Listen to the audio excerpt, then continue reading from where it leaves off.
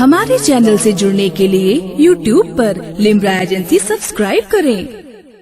عید کا مسئلہ جو ہے، عید کا موقع ہے، یہ مسلمانوں کے لیے کوئی نئی چیز نہیں ہے۔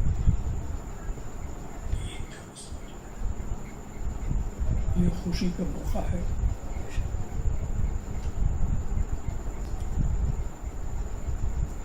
حضور صلی اللہ تعالیٰ علیہ وسلم جب مدینہ شریف میں جلوہ افروز ہوئے ہے، انہوں نے دیکھا یہودیوں کو کچھ دنوں عید کی طرح خوشی مناتے ہوئے،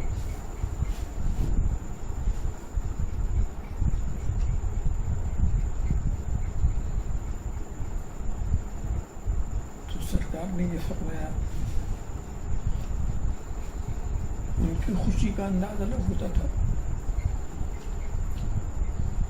بہت ساری بےہودگیاں بھی اس میں ہوتی تھی، اور اسلام تو سب کو صحیح راستے پر لگانے کے لیے آیا ہے، اور خوش ہونا یہ انسان کی فطرت ہے، غم زدہ ہونا یہ انسان کی فطرت ہے۔ تو اسلام خوشی اور غم کے بھی احکام دے رہا کہ آزاد ہو کر کے نہ تم غم مناؤ، نہ آزاد ہو کر کے تم خوشی مناؤ، دونوں ایک حد ہو، دونوں کی حد ہے، غم کی بھی ایک حد ہے، خوشی کی بھی ایک حد ہے۔ اور ظاہر ہے کہ یہ حدیں بنانا آسمانی ہدایت ہی سے ہو سکتا تھا۔ تو حضور نے کہا کہ رب تبارک و تعالیٰ نے تم کو دو خوشی کا موقع دیا، اس میں ایک تو یہی عید الفطر جسے کہتے ہیں، اور دوسری خوشی عید قربان جسے کہتے ہیں۔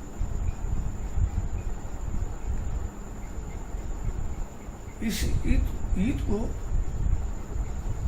یہ سمجھ لیجئے کہ رب تبارک و تعالیٰ کا ایک فضل ہے، جب مسلمان رمضان شریف کے مہینے میں صحیح انداز سے روزہ سے فارغ ہوا تو خوشی منانے کا ایک دن دے دیا کہ تم یہاں خوشی مناؤ۔ ظاہر اسلام کا کوئی حکم ایسا تو نہیں ہوتا کہ مطلقاً آزاد کر دیں تو اپنی مرضی سے خوشی مناؤ، ایسی اجازت تو کبھی اسلام دے گا نہیں۔ تو اس میں بھی خدا ہی کی مرضی ہے۔ تمہاری خوشی وہی ہے جس میں تمہارا رب خوش ہے، تمہارا رسول جس سے خوش ہے وہ تمہاری خوش ہے۔ اس لیے کہ تم کو ایک مسلمان کی حیثیت سے بتایا جا رہا ہے کہ ایسا کرو، اور تمہارے جو فطری جذبات ہیں اس کا بھی لحاظ کیا جا رہا ہے۔ تو یہ گویا ایک انعام تھا، اور یہ ایک شکر کی منزل تھی کہ ہم خدا کی بارگاہ میں رمضان شریف کا جو فریضہ ہم نے ادا کیا ہے، ہم اس کا شکر ادا کریں۔ یہ نماز بھی شکر کی نماز ہے، جس کو آپ عید کی نماز کہتے ہیں، اجتماعی طور پر ایک جگہ یہی ہے۔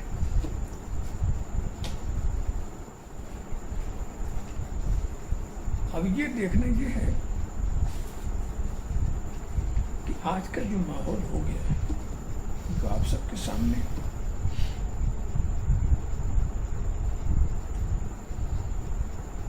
اس سے پہلے ہم عید میں کیا کیا کرتے تھے اور آج کیا ہم نہیں کر پائیں گے، کیا کیا آپ کرتے تھے؟ آپ خوشی مناتے تھے تو کیا کرتے تھے؟ اجتماعی طور پر آپ خدا کا کسی میدان میں یا کسی جگہ شکر کی نماز پڑھتے تھے، لیکن خوشی میں بھی ہمارے نماز سے خوشی شروع ہوتی ہے، بے شک سبحان اللہ، بے شک لغویات سے نہیں. بے شک. خوشی میں ہم نماز پڑھتے تھے، نماز کی تکبیرات میں بھی ہم اضافہ کرتے تھے، خدا کی بڑائی. تو ہماری خوشی یہی ہے کہ خدا کے آگے سر جھکائیں، ہماری خوشی یہی ہے کہ خدا کی بڑائی بیان کریں. تو ہماری خوشی یہی ہے، تو یہی کرتے تھے. اور کیا کرتے تھے؟ احباب اکٹھا ہوتے تھے، کھانے پینے میں فراغت ہوتی تھی، ہر طرف سوئیاں تیار ہوتی ہیں، حلوے تیار ہوتے ہیں، جس کی جیسی حیثیت ہے، یا کھا رہے ہیں، پی رہے ہیں، مل رہے ہیں. یہی سب تو کرتے تھے، یہی سب کرتے رہے. اور اس سے ہمیں خوشی ہوتی تھی، یہ ہماری خوشی کا موقع تھا. چہل پہل، اچھے کپڑے پہنتے تھے، یہ کرتے تھے، وہ کرتے تھے. تو جو کچھ ہم کرتے تھے رمضان شریف کے مہینے میں اعتکاف 10 دن کے لیے، وہ کرتے تھے. تراویح پڑھتے تھے، لیلۃ القدر کا کی تلاش کرتے تھے آخری 10 دن میں، تاخراتوں میں، یہی سب کرتے تھے. اب یہ دیکھیں کہ آج جو کچھ پابندیاں ہوئی اس سے ہماری کیا کیا چیز رکی.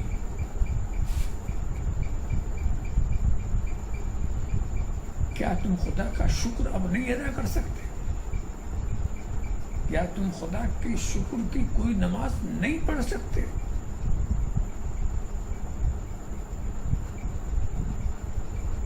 میدان میں نہ صحیح، میدان میں نہیں پڑھ سکتے یہ ٹھیک ہے، اجتماعی طور پر نہیں پڑھ سکتے یہ بھی صحیح ہے. تو چھوٹا کیا، اجتماعی طور پر میدان میں شکرانے کی نماز جو ہم پڑھتے تھے وہ ماحول کے لحاظ سے وہ بند. مگر گھر میں اگر وہ سارے لوگ اپنی اپنی نماز پڑھیں، اس پر کوئی پابندی نہیں، اور یہ بھی شکرانے ہی کی نماز ہوگی، یہ بھی شکرانے کی نماز ہوگی، گھر پر کوئی پابندی نہیں. اب یہ جو آپ گھومنا پھرنا کرتے تھے، یہ میلہ کر رہے ہیں، یہ مارکیٹنگ ہو رہی ہے، یہ سب بند. یہ سب کچھ بہت اچھی چیز بھی نہیں تھی، اس میں نہ جانے کیا کیا خرافات تھے. یہ جو دعوتیں آپ کرتے تھے، دوست احباب کو کھلاتے تھے، پلاتے تھے، ایک دوسرے کے گھر آتے تھے، جاتے تھے، تو یہ آنا جانا بند ہوا. مگر دعوت کی جو اصلی بنیاد ہے وہ بند نہیں ہوئی.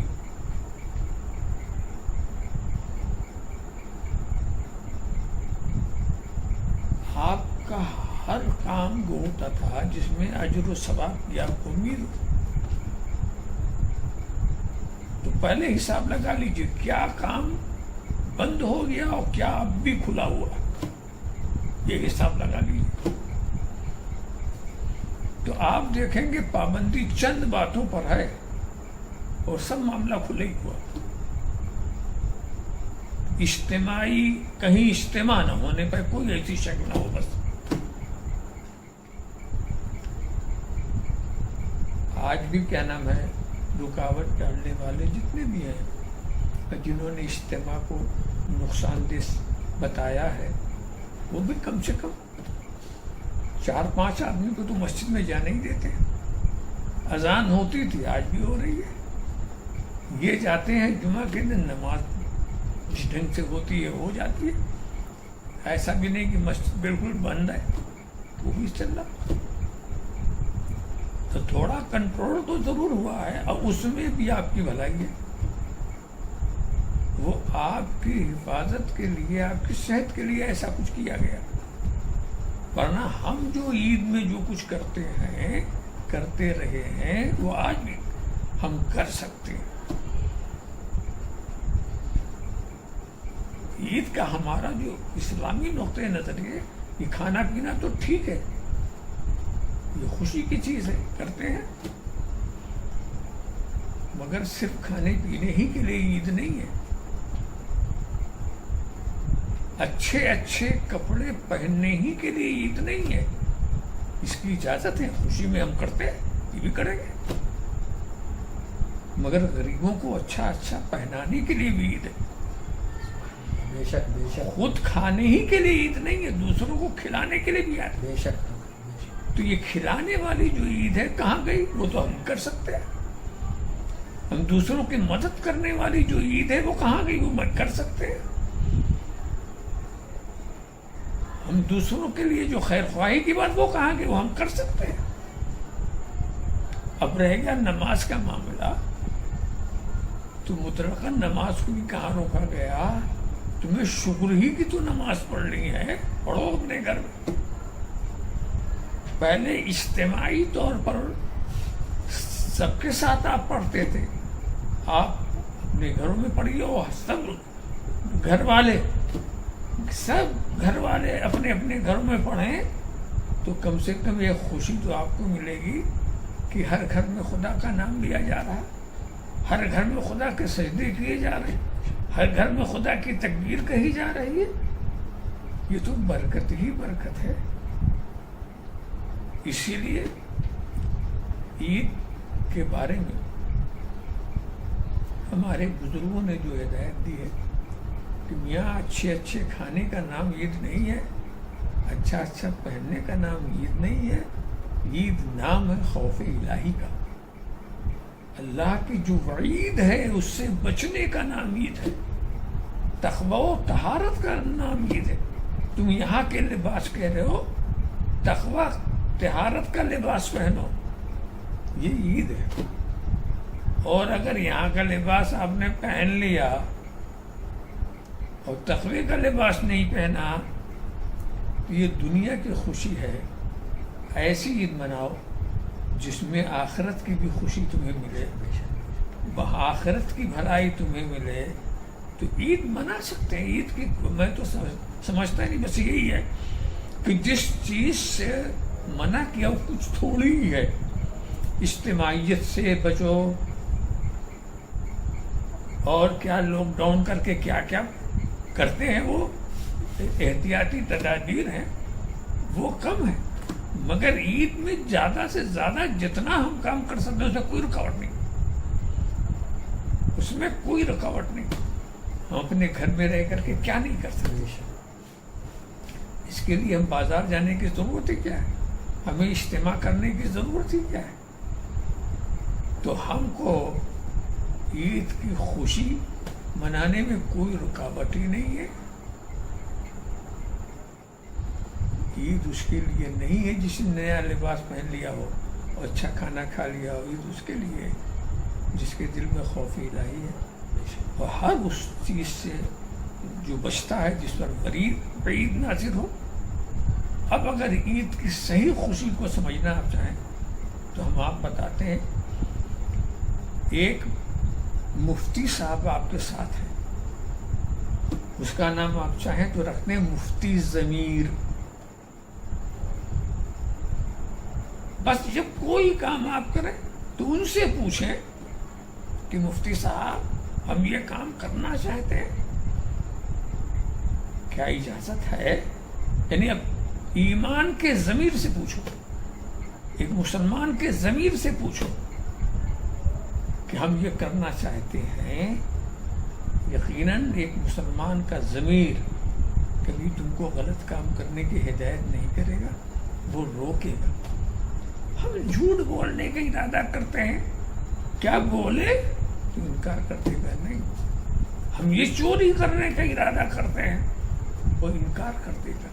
تو آپ کو خدا نے جو ایمان کا ضمیر دیا ہے اس سے پوچھو کہ ہم کیا کریں، اور اس کے کہنے پر جب آپ سب کچھ کریں گے تو یہ آپ کی سچی خوشی ہوگی، جو دنیا کی بھی خوشی ہے وہ آخرت کی بھی خوشی ہے۔ مسلمان کو تو یہ نہیں سوچنا چاہیے، بلکہ یہ دینا چاہیے کہ ہماری خوشی وہی ہے جس میں اللہ اور رسول کی خوشی ہے۔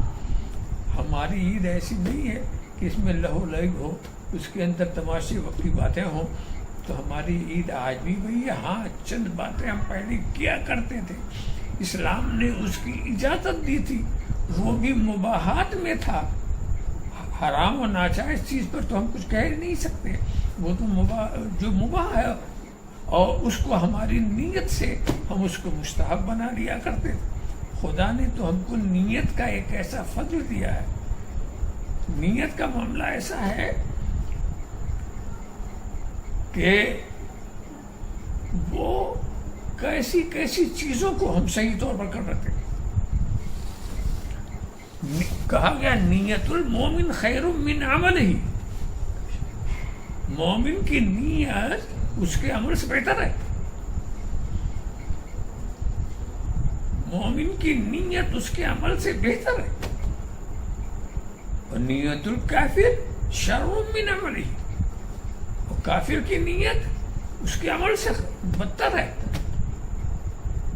اس کو میں یہ بتاؤں کہ یہ نیت ہی کا فیض ہے جو یہاں سے لے کے آخرت تک آپ کو ساتھ دیتا ہے۔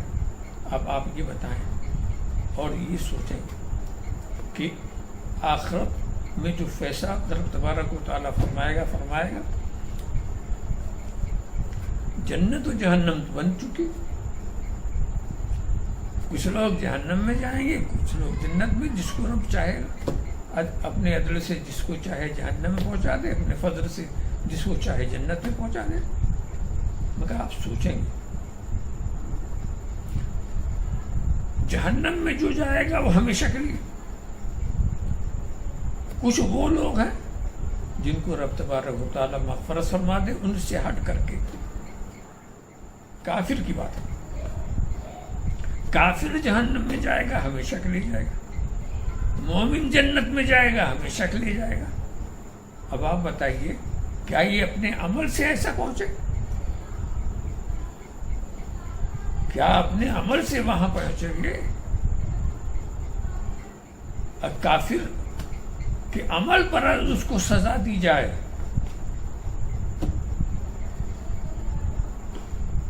اس کا کفر کتنا؟ کوئی 10 سال میں مر گیا، کوئی 22 سال میں مر گیا، کوئی 60 سال میں مر گیا، تو جب تک زندہ رہے گا تبھی تو کفر کرے گا، اتنا ہی تو 60 سال تو اس نے کفر کیا، اور جہنم ہمیشہ کی۔ ایسے ہی مومن کو دیکھیے، یہ بھی عمل کرتے، کسی نے 10 سال عمل کیا، کسی نے 20 سال کیا، کسی نے 30 سال کیا، مگر ہمیشہ جنت میں۔ تو عمل کی وجہ سے کیا ایسا؟ تو یہ کافر کا ہمیشہ جہنم میں رہنا اور مومن کا ہمیشہ جنت میں رہنا یہ عمل کی وجہ سے نہیں ہے، یہ ان کی نیت کی وجہ سے۔ جو جہنم میں کافر گیا، جس نے کفر کیا وہ اس نیت سے کفر کیا کہ ہمیں ہمیشہ کافر رہنا ہے، تو اس ہمیشگی کی نیت سے اسے ہمیشہ کی جہنم ملے گی۔ اور جو مومن ہوا وہ اس نیت سے مومن ہوا کہ ہمیں ہمیشہ مومن رہنا ہے، تو اس نیت کی وجہ سے اسے ہمیشہ کی جنت مل گئی۔ ذرا سا دیکھیں تو یہ اچھی بات ہے کہ نہیں کہ ہم اپنی اگر ہم نے بری نیت مرنے سے پہلے ہی لگا لی اس کا وبال ہمیں وہاں ملے گا، اچھی نیت مرنے سے پہلے لگا لی تو اس کی اچھائی ہمیں بعد میں ملے گی۔ اور دوسری بات اور ہے، مومن کی اعمال جو ہے اس کا اعتبار ہوتا، کافر کتنا بھی عمل کرے اس کا کوئی ثواب اس کو نہیں ملے گا، مومن کے عمل کا ثواب ملتا رہتا ہے۔ اب آپ دیکھیں عمل آپ کم کرتے ہیں، ثواب آپ کو زیادہ ملتا ہے، آپ کی اپنی نیت کو دیکھیں۔ آپ سوچتے ہیں کہ اب ہم اٹھیں گے انشاءاللہ تہجد کی نماز پڑھیں گے، سوچ کے آنکھ لگ گئی، فجر کا وقت آ گیا، تہجد کا وقت ملا ہی نہیں، مگر آپ کو تہجد پڑھنے کا ثواب مل جائے گا، وقت تو نہیں ملا مگر وہ نیت آپ نے کی تھی نا، تو اس نیت کرنے سے آپ کو تہجد کے وقت کا ثواب مل گیا۔ اس لیے کہ جو اچھائی کی نیت کرتا ہے اچھائی کر لے تب اسے اجر ملے ایسا نہیں ہے. نیت کا فوراً اجر اس کو مل جاتا. اب اگر وہ نہ کرے بعد میں ہم نے اچھی نیت تو کی تھی اجر مل گیا, نہیں کیا تو وہ ہمارا مہربان رب تبارک و تعالی وہ ایسا مہربان ہے, فضل و کرم کرنے والا ہے. جب لکھ دیا تمہارے لیے ثواب تو اب اس کو نہیں کاٹے گا, سبحان اللہ. اب اس کو نہیں کاٹے گا. تو کتنا آسان کام تھا کہ نیت کر لیا تو آپ کو ثواب وہی مل گیا, وہی ثواب مل گیا. اب کسی مجبوری سے کچھ بھی کریں, آپ کے دل میں اگر یہ نیت ہے پکے انداز سے کہ ہم عید کی نماز پڑھیں گے, جماعت کے ساتھ پڑھیں گے, بالکل خالص نیت ہے, اور اب اس لیے رک رہے ہیں کہ کچھ رکاوٹیں ہیں اس وجہ سے رک گئے, اطمینان رکھیے کہ دینے والا آپ کو عید کی نماز کا اجر دے گا, جماعت کی نماز کا اجر دے گا. سبحان اللہ, سبحان اللہ. اس کی کریمی پر بھروسہ کیجیے. بس نیت سچی ہونی چاہیے. نیت کی وجہ سے آپ کو اجتماع کا بھی ثواب ملے گا, عید کی نماز کا بھی ثواب ملے گا. اس لیے کہ وہ علیم الخبیر دیکھ رہا ہے, اس میرے بندے نے چاہا تو تھا, اس رکاوٹ کی وجہ سے وہ نہیں پڑھ سکا, اس رکاوٹ کی وجہ سے وہ اکٹھا نہیں ہو سکا. تو اب رب تبارک تعالیٰ علیم و خبیر قادر مطلق ہے, وہ جو چاہے کرے. تو اس میں وہ فکر بھی نہیں کرنی چاہیے کہ یہ رہ گیا وہ رہ گیا. ہاں ایک بات میں بتاؤں, خوشی منائیے کہ عید کے موقع پر جو حماقتیں آپ سے ہوتی تھی اس سے آپ بچ گئے. بے شک. اب نیکیاں جو ہیں اس کا دروازہ کھلا ہوا ہے, نیکیاں کرتے رہیے, اپنا اجر بڑھاتے رہیے, خدا کو یاد کرتے رہیے. اور اس کے بعد یہ 2 رکعت اگر آپ نے شکرانے کی اس دن پڑھ لی تو یہ عید ہی کا شکرانہ ہوگا. اپنے گھر پر, اپنے گھر پر جو آپ پڑھ لیں گے یہ عید ہی کا شکرانہ ہوگا. اور اگر آپ کو اور شوقت ہے تو اور ہے کہ چاشت کے وقت میں اگر 4 رکعت اور آپ نے پڑھ لیا تو مومن کی تو عید یہی ہے کہ کسی نہ کسی بہانے سے خدا کی بارگاہ میں سر جھکاتا رہے. سبحان اللہ, سبحان اللہ. یہ اس کی عید ہے. اور آپ اچھے کپڑا پہننے سے کون روکتا ہے, آپ کو اچھا کھانا کھانے سے کون روکتا ہے, سوئیاں بنانے سے کون روکتا ہے. آپ اپنے گھر والوں کے ساتھ مل کر یہ بنائیے, کھائیے, پہنیے, خوشی منائیے.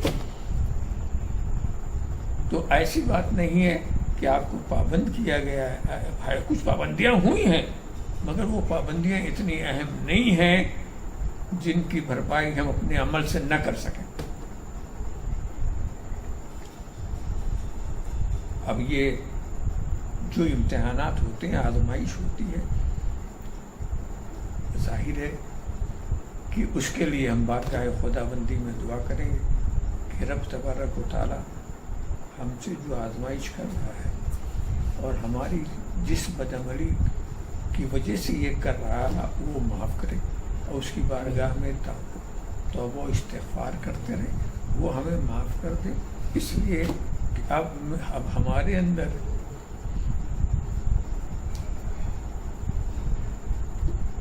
اس کی آزمائش کے لیے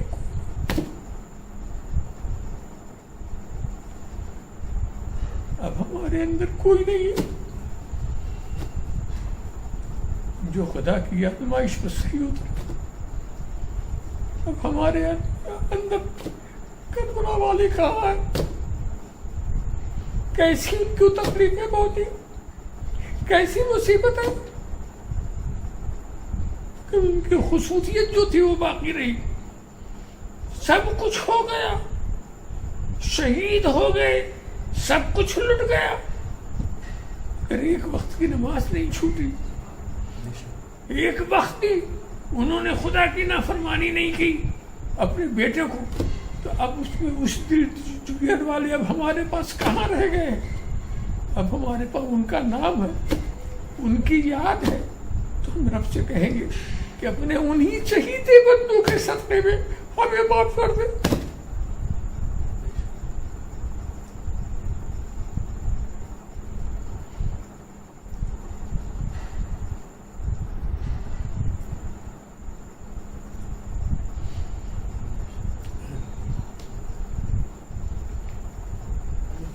دعا کرنا چاہیے بارگاہ خداوندی میں.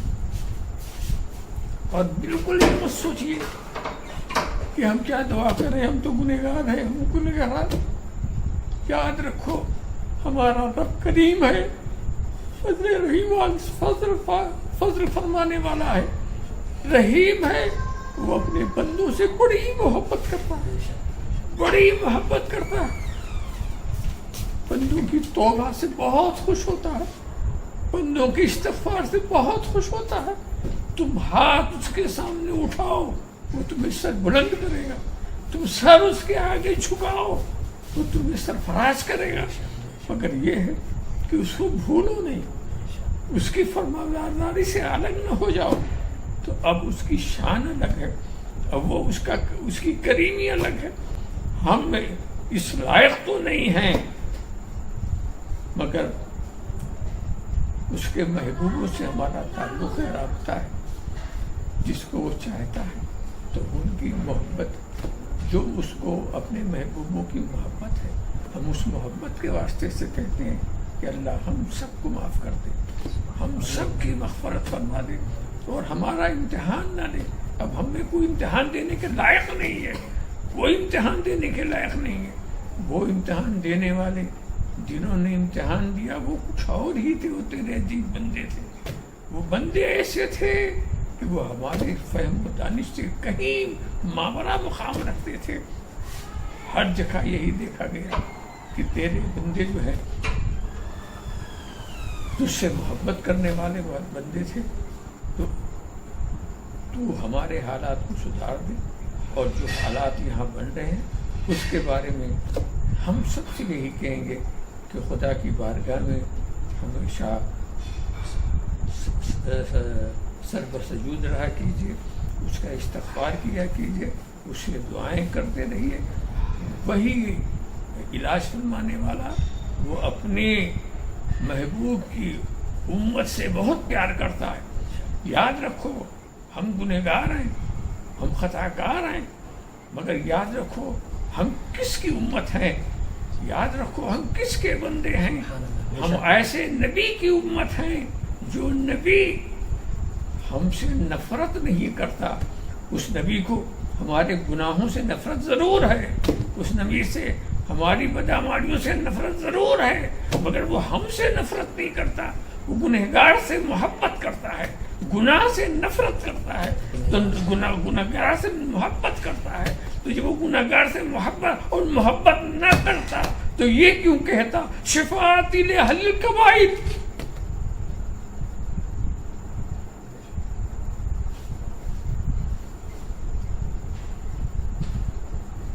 گناہ کبیرہ کرنے والوں کا میں شفاعت کروں. اب کون سا گناہ باقی ہے جب کبائر کا شفیع وہ ہے. گناہ ہم کرتے ہیں, مغفرت کی دعا وہ کرتے ہیں. گناہ ہم کرتے ہیں اور خدا کی بارگاہ میں سجدہ وہ کرتے ہیں. تو ہم کو وہ بچانے کے لیے وہی نہیں, سارے کربلا والے ہمیں بچانے کے لیے, حضرت فاطمہ زہرا ہمارے بچانے کے لیے سجدے پہ سجدہ کر رہی ہے, نانا کی امت کو بچانے کے لیے. آپ سوچیں اتنے رحیم و کریم کے بیچ میں رہ کر کے ہم کو صرف اپنے کو سدھارنے کی ضرورت ہے, ہم کو اپنی آخرت کا خیال کرنے کی ضرورت نہیں ہے, ہم کو صرف اپنے کو مومن بنا کے رکھنے کی ضرورت ہے, ورنہ ہمارے بچانے والے بہت ہیں.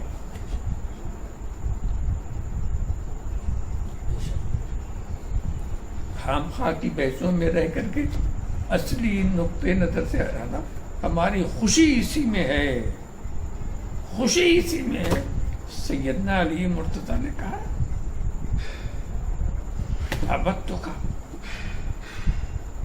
ما عبدتک تمام فی جنتک وما عبدتک خوفا من نارک ولكن وجدتک ما عبدتک تمام فی جنتک. اے رب تیری جنت کی لالچ میں تجھے نہیں پوجا. ما عبدتک خوفن من نارک، اور تیری جہنم سے خوف سے کہ خوف کی وجہ سے میں نے ملا.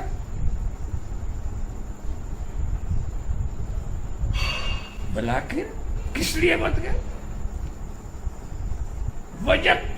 وجدتک لأنک اہلا للعبادۃ، اس لیے کہ تو عبادت کے لائق ہے، اس لیے پوجا. تو وہ لوگ خدا کی مرضی پہ ان کی نظر تھی، وہ یہاں بھی کامیاب تھے، وہاں بھی کامیاب تھے.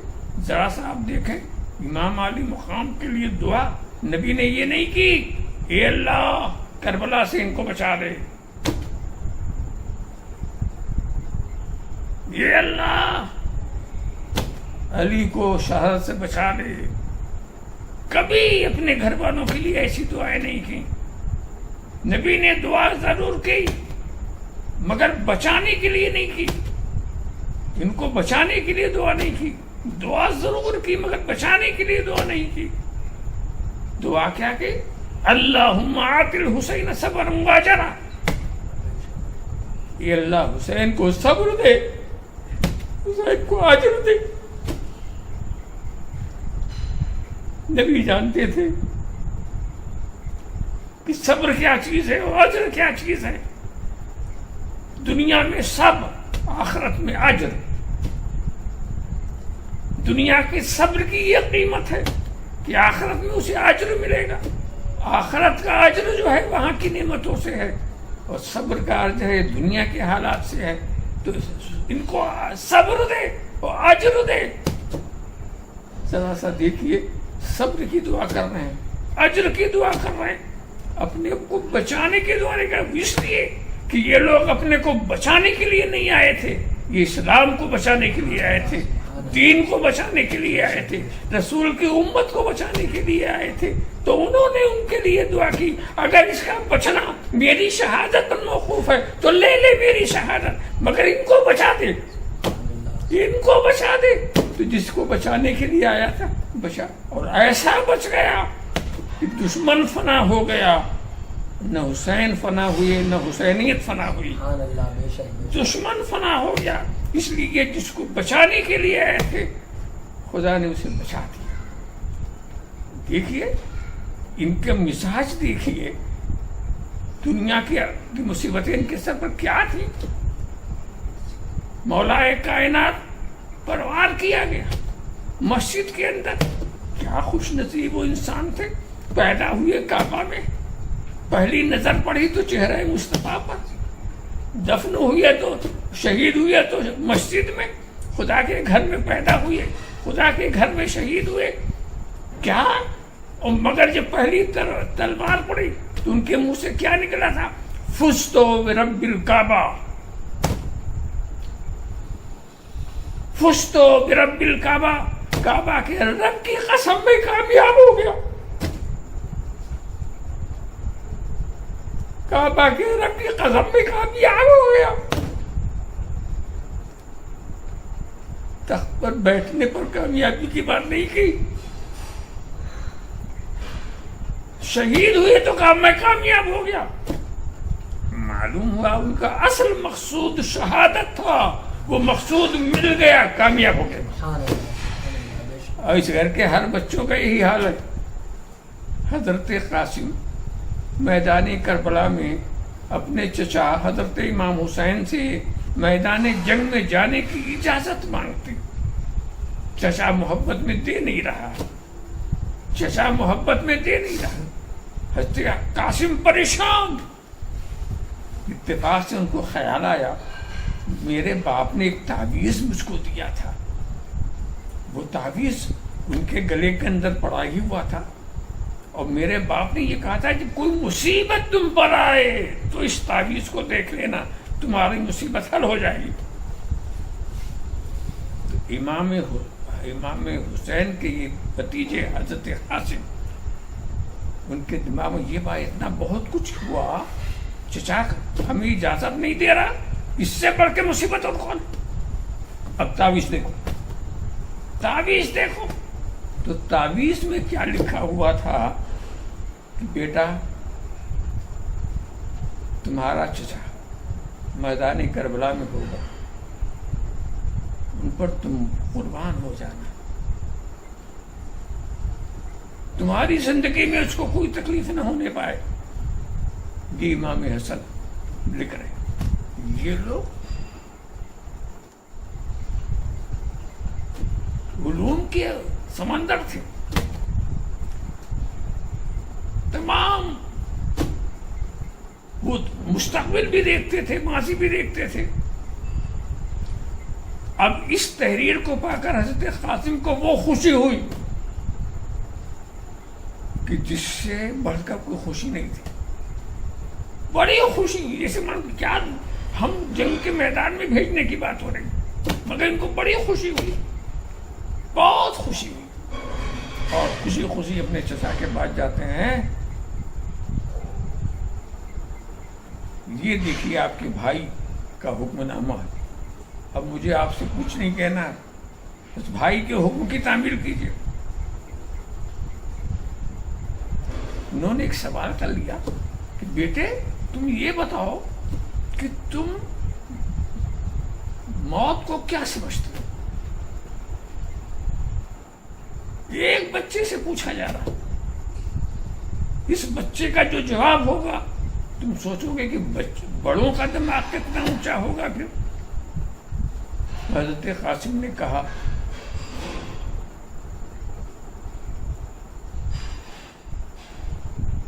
احلا من العسل، میں موت کو، شہادت کو کیا سمجھتا ہوں؟ احلا من العسل، شہد سے زیادہ میٹھا.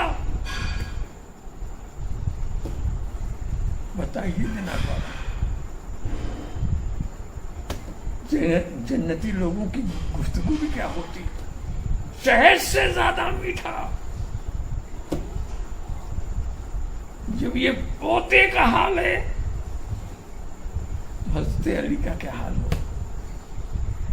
حضرت علی کا کیا حال ہو؟ جی کہ پوتے کا حال ہے، میں میٹھا، یعنی شہید ہونا ان کا نصب العین تھا، ایسا مقصود تھا. بچے کے دل میں یہ بات تھی، کسی کو غم نہیں، کوئی رویا، کسی نے چھاتی پیٹی، کچھ بھی نہیں. سب سمجھتے کہ بھئی وہی جا رہا ہے جس کی ہمیں تمنا ہے. اور یہ وہ گھرانہ ہی تھا، اسی لیے اس گھرانے کا معاملہ یہ ہے، جو ہے وہ حسن ہے، جو ہے وہ حسین ہے، باپ علی ہے. اللہ اکبر. علی نام رسول نے رکھا، اور علی کا نام ہی ہے بلند برتر، جو بلند ہے. تو علی صرف نام کے علی نہیں تھے، ان کی ذات بھی علی، ان کے ہر لمحات علی، ان کا اٹھنا علی، ان کا بیٹھنا علی، ان کی شان علی، ایسی شان علی کہ سب ان کو سمجھتے تھے کہ ان کی ضرورت ہم کو ہے. سب ان سے مدد لیا کرتے تھے، سب ان سے مشورہ لیا کرتے تھے. وہ معاملہ تھا. خلافت راشدہ کا دور گزر گیا، اور آخری خلیفہ خلافت راشدہ اور خلافت موعودہ کے جو ہوئے تو حضرت امام حسن ہوئے. اس کے بعد خلافت کا سلسلہ ختم ہو گیا. خیر، ہم وہاں تک کی بات کیا کر پائیں گے، ہم کیا سمجھ پائیں گے ان نفوس قدسیہ کو. اور بس ہم انہی کے واسطے اور انہی کے صدقے میں اپنی فلاح چاہتے ہیں، اور اپنی ساری تکلیفوں کا مداوع چاہتے ہیں، اور بارگاہ خداوندی میں عرض کرتے ہیں اپنے انہی نیک بندوں کے صدقے میں ہم جتنے مصیبت زدہ ہیں ان کی مصیبت کو دور فرما دے. اور یہ مصیبت زدہ جو ہیں وہ تجھے یاد کر رہے ہیں، تیرے محبوب کا کلمہ پڑھ رہے ہیں، تیرے ولیوں کی یاد کر رہے ہیں، ان کے صدقے میں ان کی سن لے اور ان کی مصیبتوں کو دور فرما دے. وآخر دعوانا الحمدللہ رب العالمین.